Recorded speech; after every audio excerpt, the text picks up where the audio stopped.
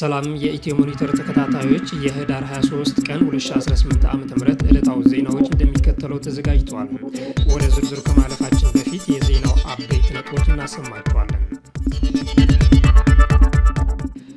በዓለም አቀፍ ደረጃ በኤችአይቪ ኤድስ የተያዙ ሰዎች ቁጥር 40.8 ሚሊዮን መድረሱ የዓለም ጤና ድርጅት አስታወቀ። የተባበሩት መንግስታት ድርጅት በሱዳን ውስጥ የሚደረገው የሰብአዊ እርዳታ ተደራሽነት ያለ ገደብ እንዲፈቀድ ጠየቀም። ፑቲንና የትራምፕ ልዩ መልእክተኛ በዩክሬን ጉዳይ ለመምከር ዛሬ በሞስኮ እንደሚገናኙ ተገለጸ።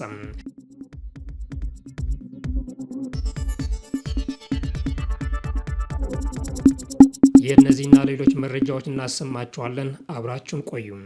በዓለም አቀፍ ደረጃ በኤችአይቪ የተያዙ ሰዎች ቁጥር 40.8 ሚሊዮን መድረሱ የዓለም ጤና ድርጅት አስታወቀም።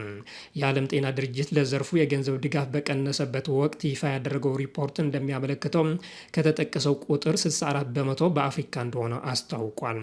እንደ አውሮፓውያን አቆጣጠር በ2024 መጨረሻ ላይ በዓለም አቀፍ ደረጃ 40.8 ሚሊዮን ሰዎች በኤችአይቪ የተያዙ ሲሆን ከ64 በመቶ በላይ የሚሆኑት ደግሞ በአፍሪካ አህጉር ውስጥ ይገኛሉ ሲል የዓለም ጤና ድርጅት አዲስ አሃዝ አመልክቷል።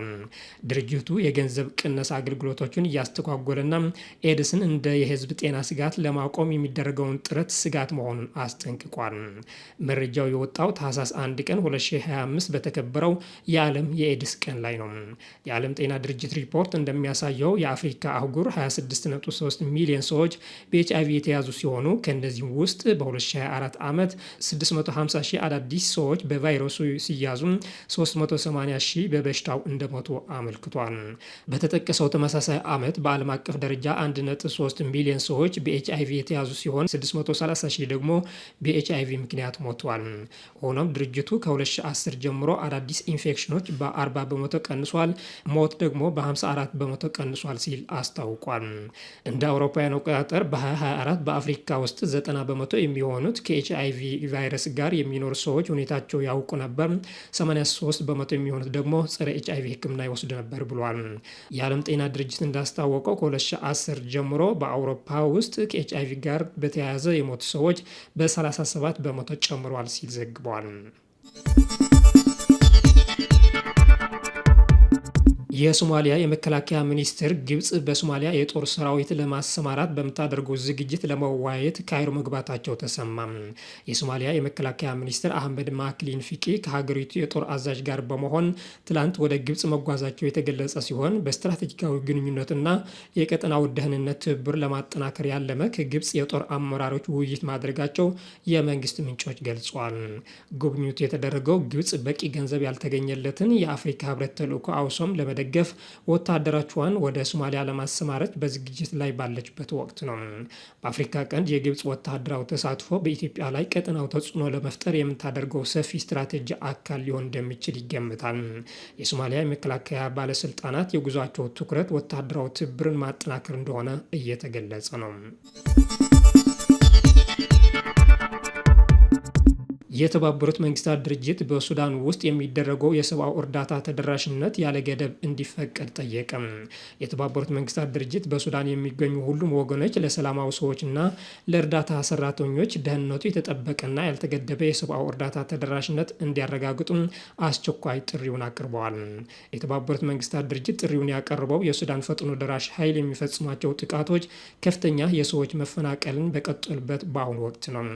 የድርጅቱ ቃል አቀባይ ስቴፈን ዱጃሪክ ሰኞ ዕለት ለጋዜጠኞች በሰጡት መግለጫ ሰላማዊ ሰዎችን፣ የእርዳታ ሰራተኞችን ለመጠበቅ ሲባል ደህንነቱ የተጠበቀና ያልተገደበ የሰብአዊ እርዳታ ተደራሽነት በአስቸኳይ እንዲያረጋግጡ ሁሉም ወገኖች በድጋሚ እንጠይቃለን ብለዋል።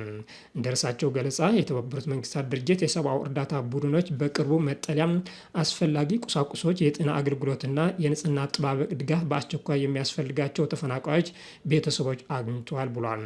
የተባበሩት መንግስታት ድርጅት የምግብና የስነልቦና ድጋፍ እየሰጠ ቢሆንም የገንዘብ እጥረቱ ክፍተቶችን ፈጥሯል በማለት አስጠንቅቋል። በመሆኑ ለጋሾች ተጨማሪ ድጋፎችን ለማቅረብ ቁርጠኛ እንዲሆኑ አጽንኦት ሰጥቷል።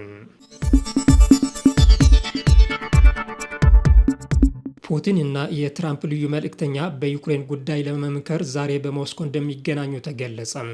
የሩሲያው ፕሬዝዳንት ቭላዲሚር ፑቲን ከአሜሪካው አቻቸው ዶናልድ ትራምፕ ልዩ መልእክተኛ ስቴቨን ዊትኮፍ ጋር ዛሬ ማክሰኞ በሞስኮ እንደሚገናኙ ቢቢሲ ዘግቧል። ይህ የሞስኮ ጉዞ የተሰማው ነጩ ቤተ መንግስት በሩሲያና ዩክሬን ጦርነት ዙሪያ ከስምምነት ለመድረስ ተስፋ ሰጪ ሁኔታዎች መኖራቸውን ከተናገረ በኋላ ነው። ከሞስኮ ቀጠሮ አስቀድሞ ለሩሲያ ያደላል በተባለው የአሜሪካ የሰላም አማራጭ ስምምነት ዙሪያ የዩክሬንና የአሜሪካ ባለስልጣናት በፍሎሪዳ ተገናኝተው መክረዋል። የዩክሬን ፕሬዝደንት ቭላዲሚር ዜሌንስኪ የፍሎሪዳው ውይይት ገንቢ ሲሉ ቢገልጹም ተጨማሪ ስራዎችን የሚፈልጉ አስቸጋሪ ጉዳዮች መኖራቸው ግን አልሸሸጉም። ትናንት ሰኞ ከፈረንሳይ አቻቸው ኢማኑኤል ማክሮን ጋር ከተወያዩ በኋላ ቃላቸውን የሰጡት ዜሌንስኪ ኪየቭ በሰላም ንግግሩ ዙሪያ ቅድሚያ የምትሰጠውን ሉዓላዊነቷና ጠንካራ የደህንነት ዋስትና ማግኘቷ ማስቀጠል መሆኑን አጽንኦት ሰጥቷል። ፕሬዝደንቱ ሰላም ለማውረድ በሚደረገው ንግግር የግዛት ጉዳዮች እጅግ አስቸጋሪ መሆኑን ጠቅሷል። ክሬምሊን በምስራቃዊ የሀገራቸው ክፍል የተቆጣጠረቻቸው ስፍራዎችን መጠቅለል ትፈልጋለች፣ ኪየቭ ግን መቼም አታደርገውም ሲሉ ተደምጧል። በአዲስ አበባ የኤችአይቪ ኤድስ ስርጭት 3.14 በመቶ መድረሱ ተገለጸ። አጠቃላይ የኤችአይቪ ቫይረስ ጋር የሚኖሩ ሰዎች ከኤችአይቪ ቫይረስ ጋር የሚኖሩ ሰዎች ቁጥር 600 ሺህ አልፏል ተብሏል። በኤችአይቪ ኤድስ የተያዙ ሰዎች ቁጥር 601,039 መድረሱ የተገለጸ ሲሆን በአዲስ አበባ ከተማ ያለው የስርጭት ምጣኔ ግን በሀገር አቀፍ ደረጃ ከተመዘገበው በእጅጉ ከፍ ያለ መሆኑ በቅርብ ጊዜ በተደረገው ጥናት ተረጋግጧል። የኢትዮጵያ የህብረተሰብ ጤና ኢንስቲትዩት ባካሄደው ጥናት በአዲስ አበባ ያለው የስርጭት መጠን 3.14 በመቶ ሆኖ ሲገኝ የሀገር አቀፍ ምጣኔ ደግሞ 0.83 በመቶ እንደሆነ አስቀምጧል። እንደ አውሮፓውያን አቆጣጠር በ2024/25 በጀት ዓመት አዲስ በኤችአይቪ ተይዘዋል ተብሎ የተገመቱ ዜጎች ቁጥር 7962 ሲሆን 9560 ሰዎች በኤችአይቪ ኤድስ ምክንያት ህይወታቸውን እንደሚያጡ ተገልጿል።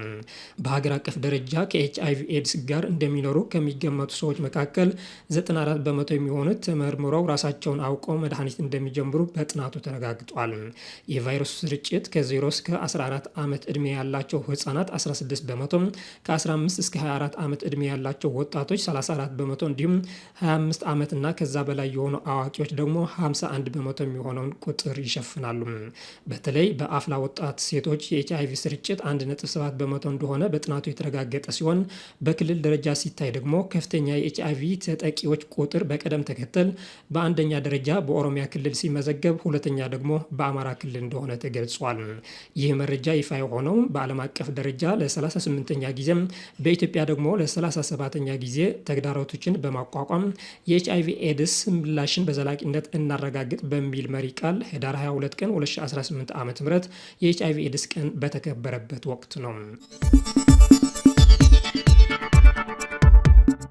የጤና ሚኒስቴር ምንም አይነት የማርበርግ ቫይረስ ታካሚ የለም አለ። በቫይረሱ ተይዞ ሕክምና ላይ የነበሩ 2 ወጣቶች ከበሽታው አገግሞ ወደ ቤታቸው ተመልሰዋል ብሏል። የጤና ሚኒስቴር የማርበርግ ቫይረስ ሁኔታን አስመልክቶ ትላንት ባወጣው ዕለታዊ ሪፖርት የቫይረሱን ማንነት ከተረጋገጠበት ህዳር 5 ቀን 2018 ዓ.ም ጀምሮ ለመጀመሪያ ጊዜ ምንም አይነት የቫይረሱ ታካሚ አለመኖሩን አስታውቋል።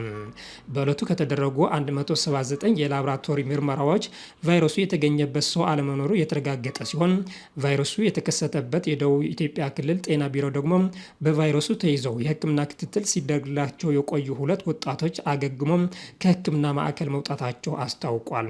2 ወጣቶች ቀደም ሲል በማርበርግ በሽታ ቫይረስ ተይዘው ህይወታቸውን ካለፈ አባታቸው ጋር ንክኪ የነበራቸው ሲሆን የበሽታውን ምልክት አሳይቶ የላቦራቶሪ ምርመራ ተደርጎላቸው ቫይረሱ ስለተገኘባቸው የህክምና ክትትል ሲያደርጉ እንደነበር ተመልክቷል።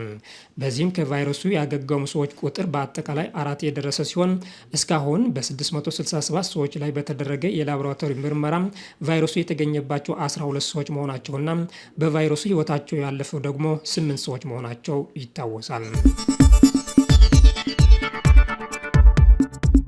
በኮንጎ 43 ሰዎች በኢቦላ ቫይረስ ህይወታቸው ማለፉ ተነገረ። በዲሞክራቲክ ሪፐብሊክ ኮንጎ የኢቦላ ወረርሽኝ ሙሉ በሙሉ ለመቆጣጠር ጥረት እየተደረገ መሆኑን የሀገሪቱ ጤና ሚኒስቴር ገልጿል። የሀገሪቱ ጤና ሚኒስቴር ሮገር ካምባ 53 ሰዎች በቫይረሱ መያዛቸው ሲረጋገጥ 43 የሚሆኑት ህይወታቸው አልፏል ብሏል። ወረርሽኙ እንዳይስፋፋ ለመከላከል ከ27,000 በላይ ለሚደርሱ ዜጎች ክትባት ተሰጥቷል ተብሏል። በመስከረም ወር 2025 የኮንጎ የጤና ጥበቃ ሚኒስቴር በካሳይ ግዛት የኢቦላ ወረርሽኝ መከሰቱ በይፋ አስታውቋል። ከዚህ ጊዜ ጀምሮ 64 ሰዎች በኢቦላ ቫይረስ መያዛቸው የተረጋገጠ ሲሆን ከእነዚህም 45ቱ መሞታቸው ተገልጿል። በአሁኑ ጊዜ የኢቦላ በሽታ ከተጠቀሰው የዲሞክራቲክ ሪፐብሊክ ኮንጎ ውጪ ስርጭቱ እንደሌለ የአፍሪካ በሽታዎች ቁጥጥርና ክትትል ማዕከል ያስታወቀ ሲሆን ቫይረሱ በሀገሪቱ በ1976 ለመጀመሪያ ጊዜ ከታየ ጀምሮ ለ16ኛ ጊዜ መከሰቱ ገልጿል።